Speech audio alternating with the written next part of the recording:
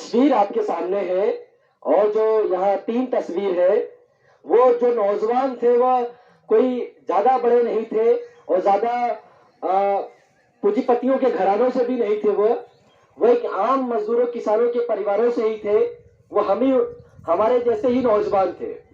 बस फर्क उनका इतना था, उस दौर में जब देश में आजादी की पूरी लड़ाई चल रही थी, साथियों ने बताया, उन्होंने उस रास्ते को चुना जिस रास्ते से इस देश के करोड़ों मजदूरों का, करोड़ों किसानों का, करोड़ों महिलाओं का, करोड़ों गरीबों का भला होने वाला था।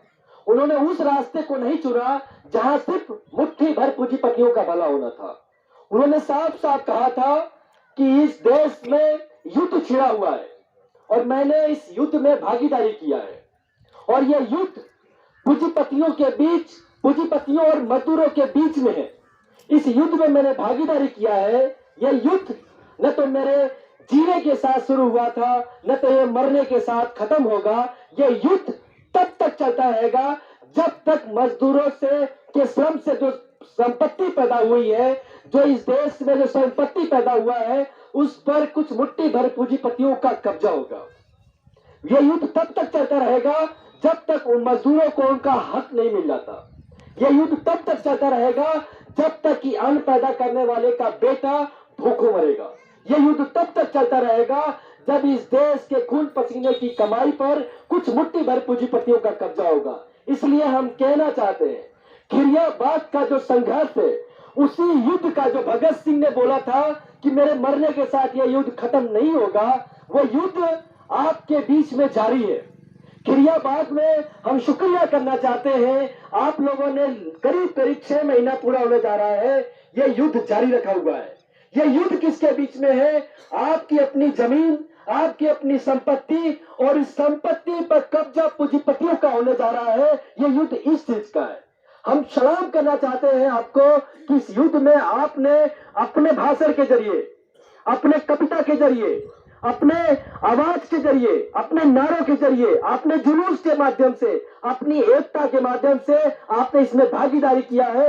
यही आपकी जीत का जीता जागता सबूत है। हम साथियों कहना चाहते हैं कि यह जो लड़ाई है, भगत सिंह ने कहा था कि इस देश में तब तक कोई भी बदलाव नहीं हो सकता। उन्होंने पूरा अंदेशा जाहिर किया था जब 1931 में उसको फांसी हो रही थी। उसके 3 दिन पहले उसने सीधे लाहौर के सेंट्रल जेल के अधिकारी को लेटर लिख के बोला था कि मुझे गोलियों से उड़ा दिया जाए, क्योंकि मैंने इस युद्ध में भागीदारी किया है।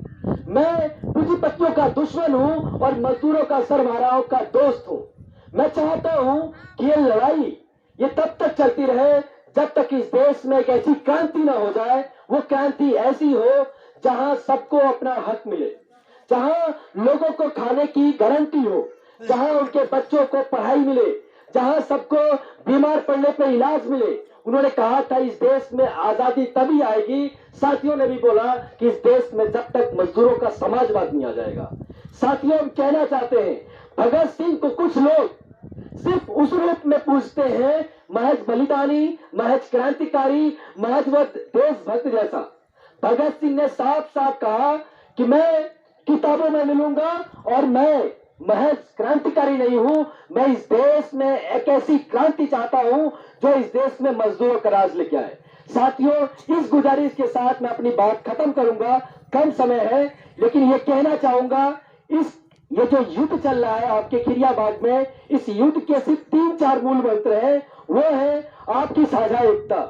आप जातियों धर्मों में नहीं बटकर एक एकता, जो भगत सिंह ने बोला था कि इस देश में सारे जातियों के लोग, सारे धर्मों के लोग, सारे नस्लों के जो गरीब लोग हैं वो एक हो। सबसे पहले वो एक संगठन अपना बनाए। वो संगठन सिर्फ उनका होगा, उसमें पूंजीपतियों के न तो एजेंट होंगे, न तो उनके दलाल एनजीओ होंगे, जो आंदोलनों में भी भटकते रहते हैं, अपनी दुकान चलाने की पूरी कोशिश करते रहते हैं। वो चाहते हैं कि वो एक तो मुखौटा तो करते हैं कि हम आपका रहनुमा है, हम आपके भलाई करने वाले हैं, लेकिन वो होते हैं प्रशासन और पूंजीपतियों के दलाल।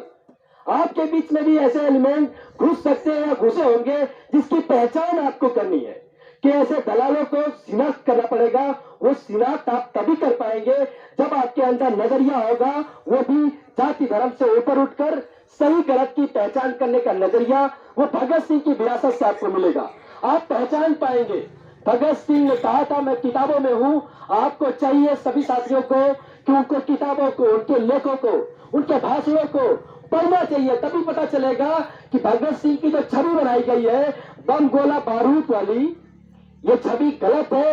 उन्होंने जेलों में रहकर सैकड़ों किताबें पढ़ा, मोटी मोटी डायरी लिखा, मोटे मोटे पत्र लिखा।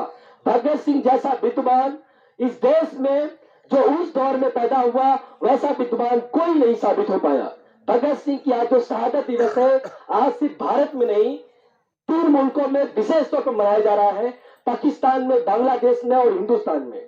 इसलिए साथियों, एक बड़ा अंतर्राष्ट्रीय दिन है आज।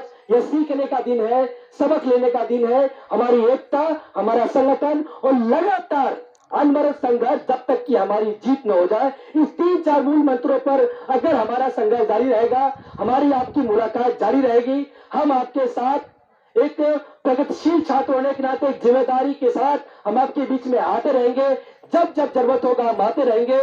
लेकिन इसी गुजारिश के साथ आप अपना नजरिया व्यापक करिए, आप सही गलत की पहचान करिए। कौन अन्यायी है, कौन जुल्मी है, कौन जुल्म करने वाला है, कौन प्रशासन के लोग हैं, कौन आपके लोग हैं। दोस्त और दुश्मन की पहचान के साथ ही आपकी लड़ाई जरूर जीती जाएगी। इनकलाब जिंदाबाद। बहुत बहुत धन्यवाद।